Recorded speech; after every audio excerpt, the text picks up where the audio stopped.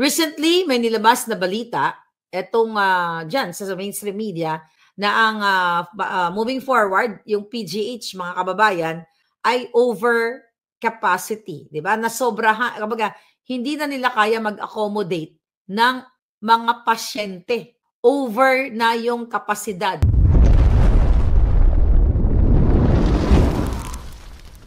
Meaning, mga palangga, nagdidikit-dikit na siguro itong mga pasyente dyan sa mga kama nila. Nakita naman natin yan.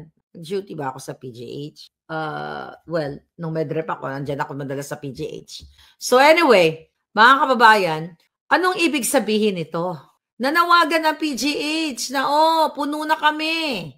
Lumipat na kayo ng ibang hospital. This is today, no? Nabasa ko. Lumipat na kayo ng ibang hospital kasi puno na kami. So anong ibig sabihin nito? Nung alam natin na talagang ang mga pampublikong ospital sa atin, sa bayan, particularly sa PGH, ay talagang dinadayo yan ng ating mga palangga, ng ating mga kababayan sa iba't ibang bahagi ng bansa. Anong ginawa ni Bangag? Remember?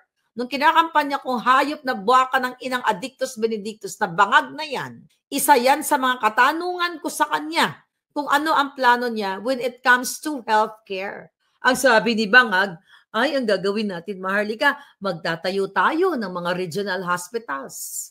Kasi sumisiksik na o nagsisiksikan ang ating mga kababayan mula sa iba't ibang hospital. Gumangiwi-ngiwi pang pukin ang ina. Magtatayo tayo, Maharlika, nye. Dahil ganito, ganyan, bilib naman tayo. Bilib na ako dahil akala ko progresibong bukas na. Nasaan ang regional hospital ni Bangag? Bakit nagsisiksikan sa panahon ngayon? Bakit overcapacity dyan sa PGH? Mismo ang PGH, ang nag-ano niyan, ang management o whoever, kung sino man yon. Diba? Ibig sabihin, hirap na, hindi lang doktor, nurses, yung mga pasyente. Hindi alam, nagmurto-murto na mga pasyente kung saan sila pupunta. Although sinabi nila, sinabi ng pamunuan ng PGH, mga palangga, na open yung kanilang emergency room, okay, sa mga agaw buhay o emergency o talagang agaw buhay or life-threatening cases, di ba? So anong ibig sabihin yan, mga kababayan? Palpak ang gobyerno ni Bangag. Sobrang tumataas, number one, tumataas ang pasyente. Bakit? Pwedeng nagutom na kayo dyan, wala na kayo makain, wala nang laman ng sikmura ninyo. Di ba? Sumasakit na, hindi nyo nabibilan ninyong mga gamot. Lahat na kaya nagkakasakit kayo dahil ang gobyerno ni Bangag ay yun lang ang nagpapakasasa sa pera ng bayan. Katulad na dito, di ba, i-connect uli natin ang Tantoco case na binitbit nila, ang mga jutang genimes, yung mga entourage nila, gastos ng pera ninyo, nag-addictus lang pala dito. Nag-addictus, di ba? Kaya namatay itong si Tantoco at, ang appointee ni Bangag na si Dina Arroyo Tantoco na umamin na siya ay nagdurog din. So doon na pupunta ang pera ninyo. Imbis na ipondo dito sa mga regional hospitals. Nakita nyo kung paano natin i-connect yan?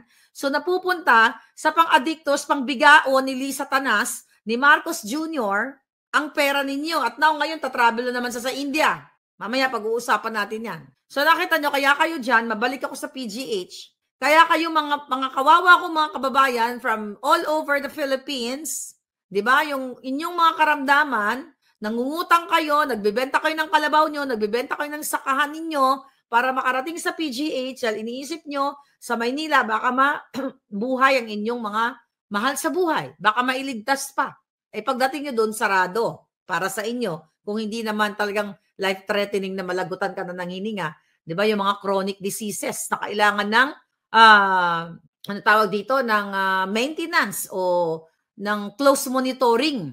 Diba? So yan ang epekto ng Bangag na presidente ninyo. Kaya pumupunta ang mga tao, mga Pilipino sa PGH, nangungutang, nagbenta ng kalabaw dahil iniisip nila, parang, if they compare sa mga regional hospitals nila, yung mga maliliit na hospital, mas baka mailigtas yung kanilang mga pamilya dyan sa PGH. Anong gagawin natin ngayon?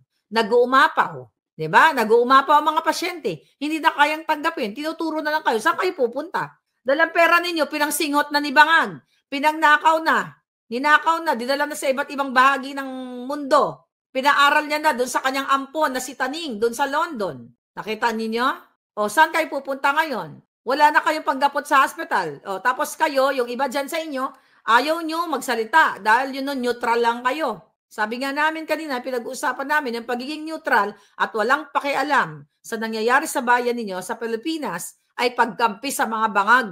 Kung wala kayong voice, dapat, tanggapin nyo na lang kung ano yung kapalaran na binibigay sa inyo ng bangag. Nasaan na yung pangako ni Bangag na regional hospitals and facilities, di ba?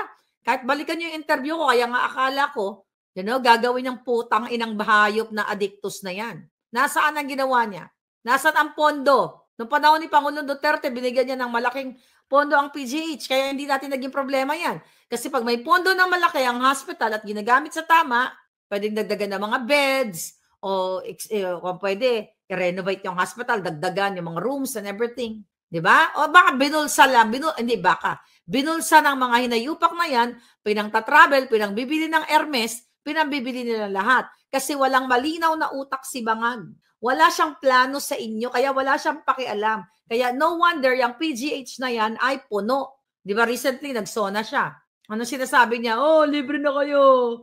Yung mga may problema sa heart, ganyan-ganyan. No billing policy, chuchu-chuchu. Hindi ka naman kagad makaka-avail doon sa no billing policy na yan.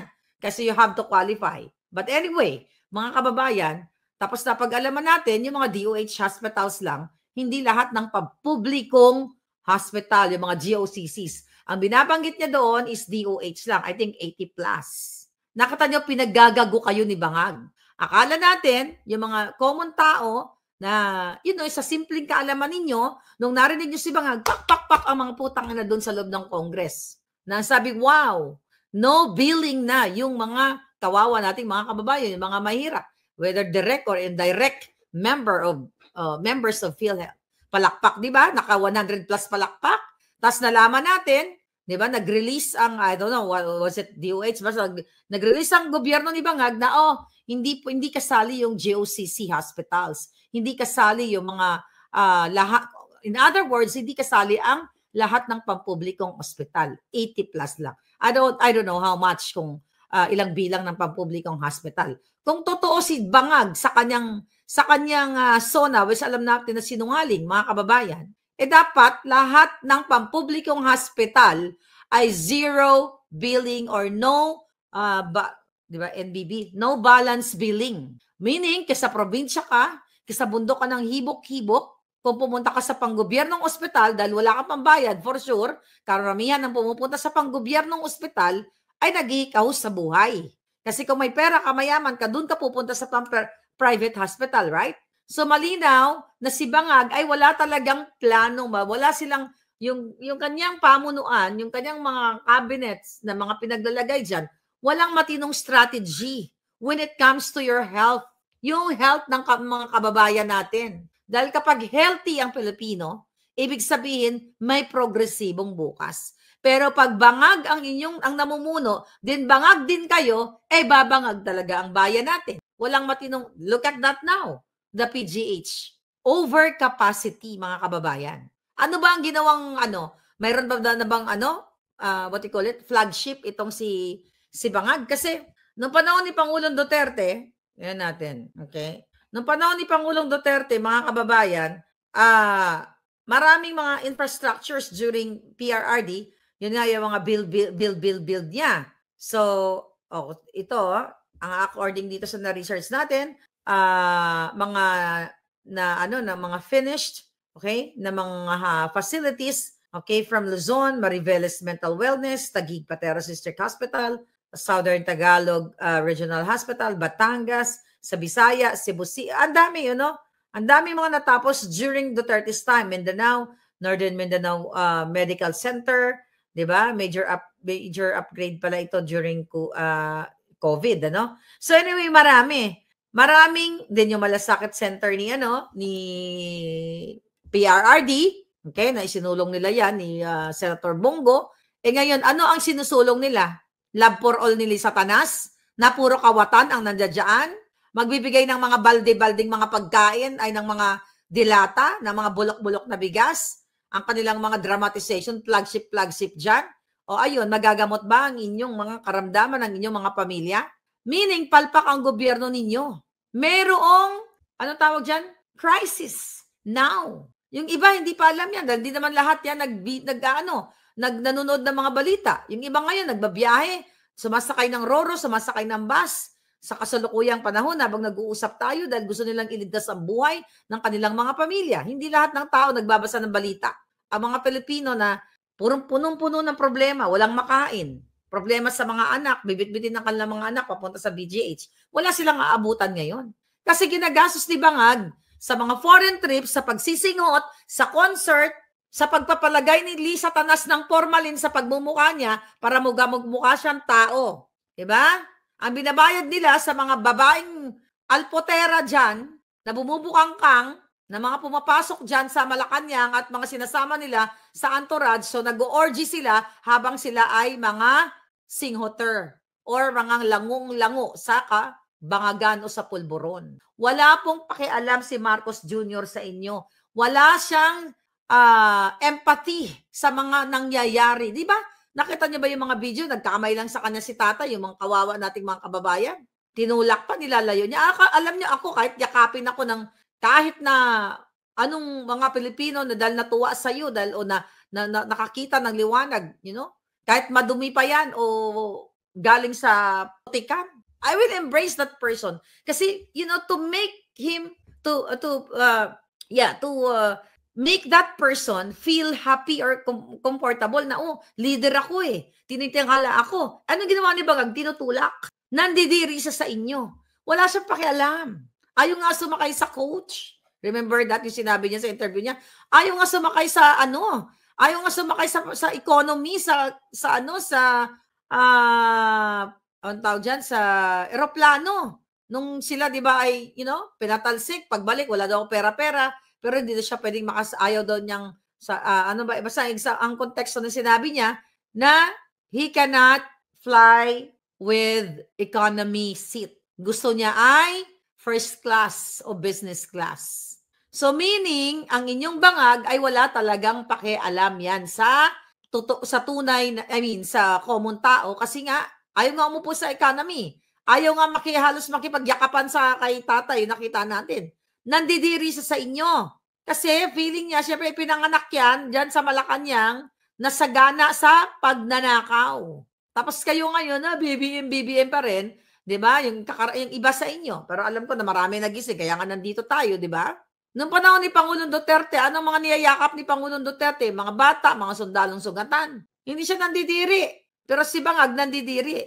Pero noong panahon ni Duterte, marami siyang napatunayan. Na yun nga, sinasabi natin yung Malasakit Center. Anong ginawa? Sabi ko nga, binigyan ng fund yung PGH para magkaroon ng magandang serbisyo. Diba? So yan sinasabi natin sa inyo mga kababayan, na talagang inano ni Pangulong Duterte yung build niya. Isinabuhay niya yan. Dahil gusto niya kayong matulungan. Pero, mga kababayan, okay, ang ginawa nga ni Bangag ay what? Ipadukot o ipakidnap ang Pangulong Duterte. Diba? Nakita ninyo? Chino Merabueno, thank you, Parangga. Feeling privileged, exactly. Richard Camarinta, hi sweetheart. Bega Warp, 10 days ago, ay merong pa-optics si Bangag, first gentleman. Sumakay siya sa LRMC train, aka LRT1. Grabing panloloko sa taong bayan. Ayun na nga, sinasabi ko sa inyo. Pangloloko talaga sa taong bayan ang ginagawa niya. Yeah, wake up Pinas, sabi ni Chino. Yeah, gumising na kayong lahat. Ayaw niyong gumising. Matapobre si Bangag at si Lisa Tanas. 100 million kada buwan binigay niyan yung PGH, madam, galing sa President Fund. Excuse me. Yeah, 100 million ba exact figure doon?